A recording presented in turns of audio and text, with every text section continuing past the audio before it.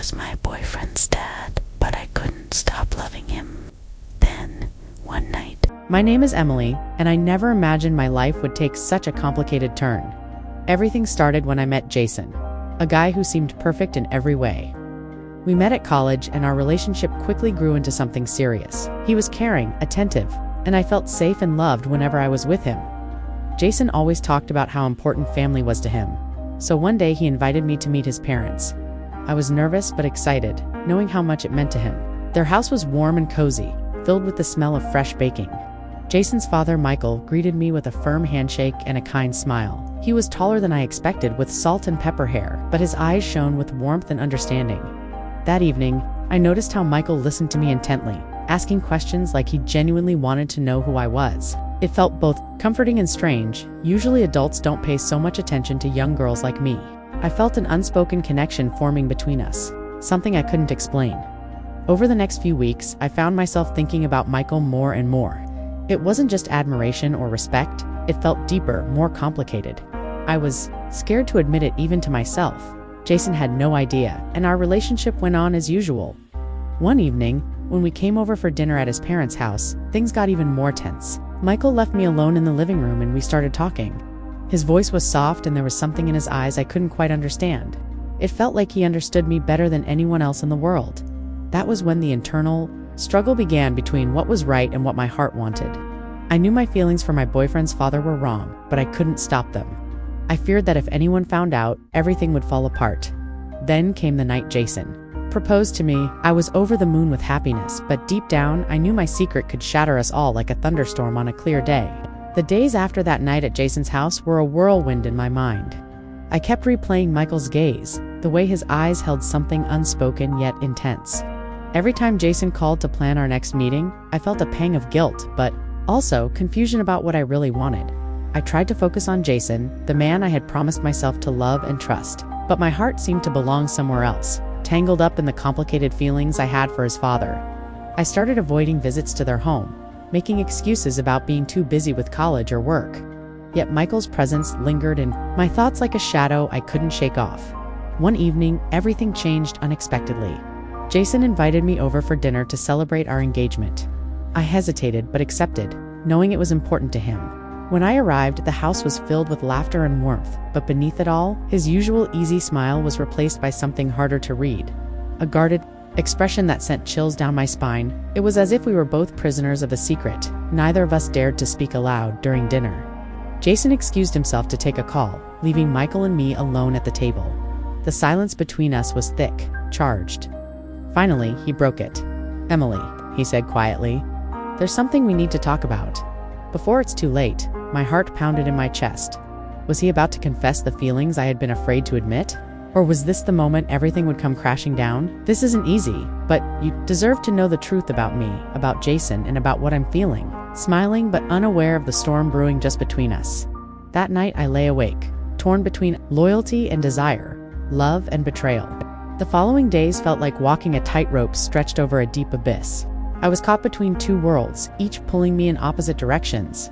Jason was everything I thought I wanted, kind, supportive, and ready to build a future together. But Michael, his father, haunted my thoughts like a ghost. I couldn't escape after that tense dinner. Michael and I exchanged a few brief messages, cryptic and careful, as if we were navigating a minefield. His words hinted at emotions I wasn't ready to confront, and I struggled to keep the secret buried deep inside me. One afternoon, Jason surprised me with a romantic picnic in the park.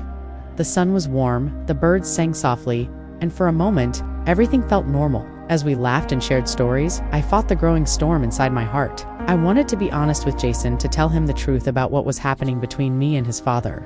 My phone buzzed with a message from Michael. "We need to meet. It's important." I knew this could change everything, but I couldn't say no. We met at a quiet cafe away from prying eyes. Michael looked tired, his usually confident demeanor cracked. He reached across the table, his hand brushing mine briefly. "I've been fighting this for months," he confessed.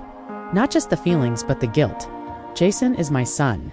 You're the woman he loves, but I can't pretend I don't care about you, Emily." My breath caught. I wanted to run to escape this impossible situation, but part of me wanted to hear more, to understand the tangled web we were caught in. "Michael," I whispered, "what are we going to do?" He shook his head slowly. I don't have the answers. All I know is that I can't keep pretending anymore. Something has to give. As we sat there, the weight of our secret pressing down on us, I realized that whatever happened next, nothing would ever be the same again. The days that followed our meeting at the cafe were a blur of tension and stolen moments. Michael and I tried to maintain a careful distance, but every glance, every accidental touch, felt electric, like we were playing with fire. I knew that what we had was forbidden, dangerous, yet I couldn't stop myself. Jason noticed the change in me. He asked if everything was all right, but I lied, saying I was just stressed about work and school. Guilt gnawed at me, but I didn't know how to tell him the truth. Not yet. One evening, Michael called me late. His voice was low, urgent. "We need to talk." In person, my heart raced. I agreed, and we met in a quiet park under the cover of darkness. The moon cast long shadows, and the air was thick with unspoken words. "Emily," Michael began, "this isn't just about us. Jason deserves the truth. I can't keep living with this secret eating me up inside." I nodded, tears threatening to spill. But what if it destroys everything? What if Jason never forgives us? Michael took my hands in his. "I don't know. But I do know that hiding this won't make it better." We agreed that we had to tell Jason soon. But how? When the thought terrified me. Days later, Jason invited me to meet his mother. The woman I had only heard about in stories. I knew it was only a matter of time before all the secrets unraveled. Sitting across from her, I felt the weight of the future crashing down. Her warm smile masked the complexities I feared lay beneath. That night I lay awake, heart pounding, wondering how many lies it would take to keep this fragile world from shattering. The visit with Jason's mother was supposed to be a simple introduction, but from the moment I stepped into her cozy living room, I sensed something was off. Her smile was warm but guarded, her eyes sharp as if she were silently assessing me. I tried to make small talk, but a quiet tension filled the air. Jason seemed oblivious to the undercurrent between us. He talked about the wedding plans, his excitement palpable. I wanted to share that happiness, but the secret I carried was like a heavy stone pressing against my chest. After dinner, as Jason went to make a call, his mother pulled me aside. Her voice was low, almost a whisper. "Emily, you must be careful. Not everything is as it seems in this family." I blinked, confused. "What do you mean?" She hesitated, then said, "There are things Jason doesn't know, secrets that have shaped his life and yours." Her words sent a chill down my spine. I left that night feeling more lost than ever, wondering what hidden truths awaited me.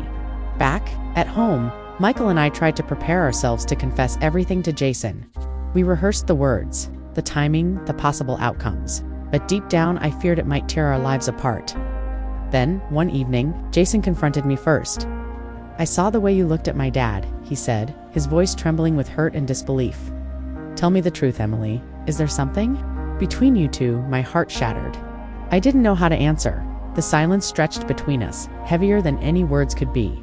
Finally, tears streaming down my face, I whispered, "Yes." Jason's face twisted with shock and betrayal, his eyes searching mine for answers I struggled to give. The silence between us was deafening, filled only with the pounding of my heart. Head built was crumbling at my feet. "I trusted you," he said, his voice breaking. "How could you do this to me?" I swallowed hard, fighting the urge to run or disappear. "Jason, it's complicated. It wasn't planned. I didn't mean for any of this to happen." He shook his head in disbelief. "Complicated? You were with my father behind my back. How is that not betrayal?" Tears streamed down my cheeks as I tried to explain, but the words sounded hollow, even to me. Michael stood silently in the background, guilt and regret written all over his face. Jason's anger gave way to pain. "I don't know if I can forgive either of you." The weight of his words crushed me, but I knew I couldn't give up. "Please, Jason, I love you, but something happened, and I can't deny it anymore. I want to fix this somehow." Days turned into weeks as Jason withdrew from both of us, struggling to process the truth. Michael and I tried to give him space, hoping time would heal the wounds we had inflicted. Yet, beneath the surface, new questions emerged about loyalty, love, and the messy realities of family. And as I looked at Jason's broken expression, I wondered if our fractured bond could ever be mended.